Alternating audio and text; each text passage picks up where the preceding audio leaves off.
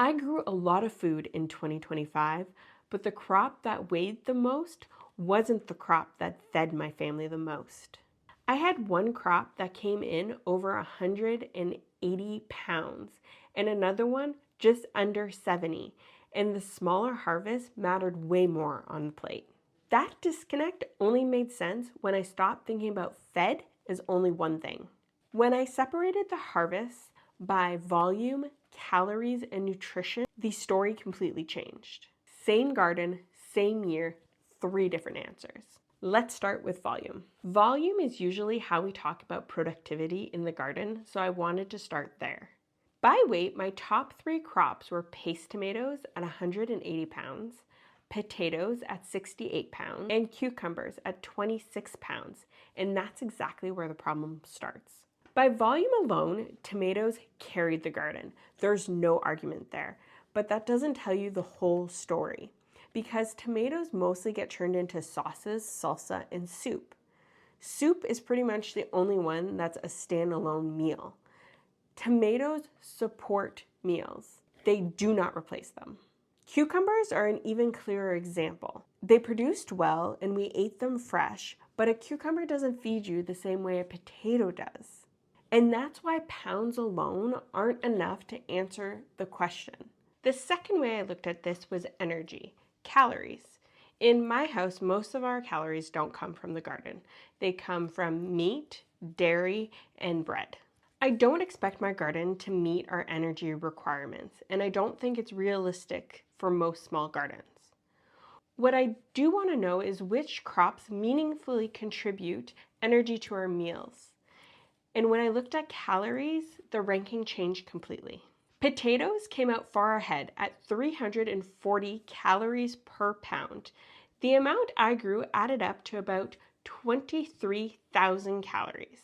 Potatoes anchored meals during the season and beyond. They were roasted, mashed, added to soups, and preserved. What stood out to me wasn't just the number, it was their reliability, their predictability, and when you have them on hand, how easy it is to build meals around them without much thought or effort.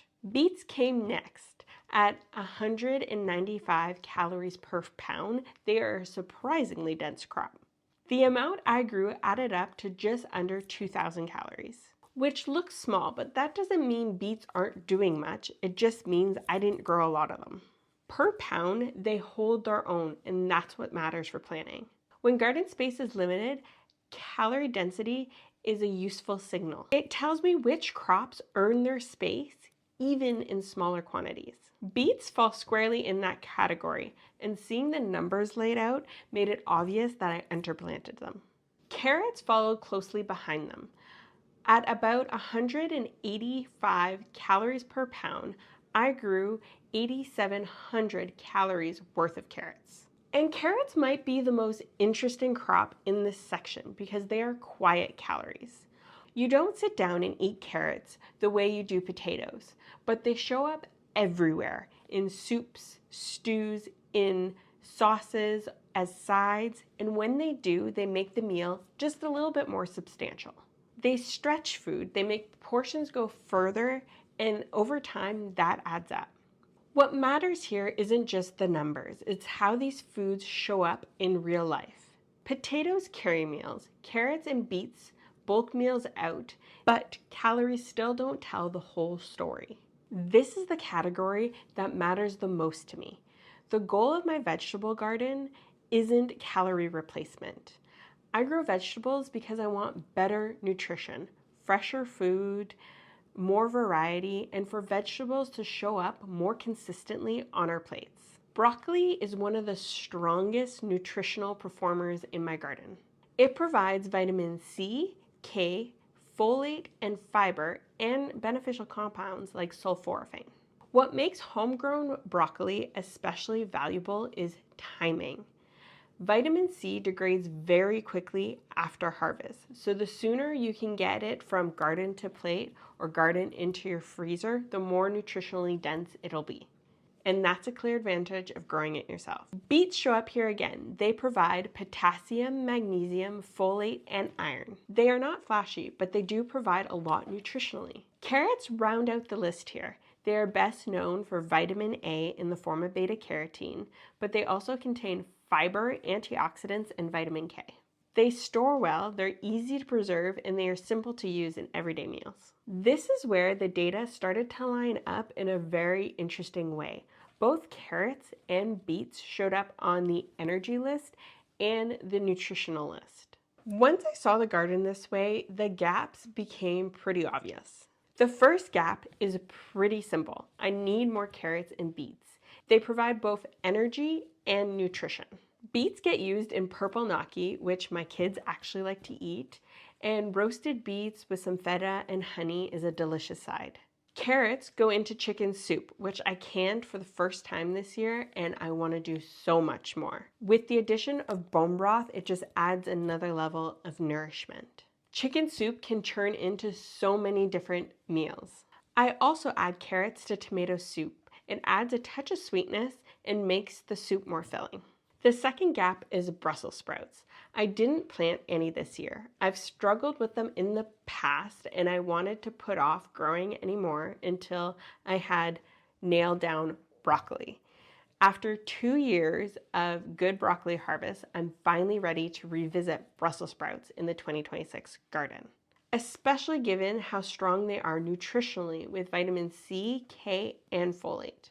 The third gap is dark leafy greens, kale and spinach. I grow kale every year. The problem is harvesting it consistently. This year, I didn't harvest any at all. Spinach has always been harder for me. It always seems to bolt on me. I've never quite got the timing right. But in the end, it's not really a growing problem, it's a usage problem. I need to figure out meals that include these dark leafy greens that my families would actually eat, because nutritionally, they are some of the most valuable crops I could grow. One idea I'm considering is dedicating a bed to dark leafy greens over winter when all the other leafy greens are finished. I'm thinking we'd be more likely to eat darker greens in the cold, dark days of winter when nothing else is available.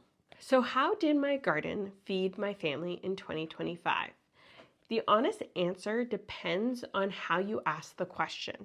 By volume, tomatoes carried the garden.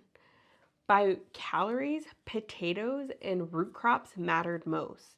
Nutritionally, broccoli, carrots, and beets earned their space. Looking at the data this way helped me see the garden more clearly.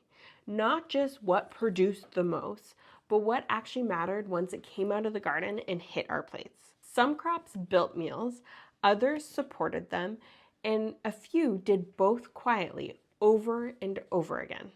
It also helped me reframe what feeding my family with a small garden means.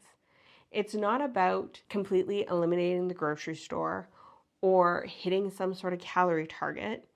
It's about making everyday meals more filling, simpler to put together, and more nutritionally dense. Seeing the garden through these 3 lenses of volume, calorie, and nutrition helped me identify some big gaps in my garden. Not just in what I grew, but on how I plan to use it. And that information is incredibly useful.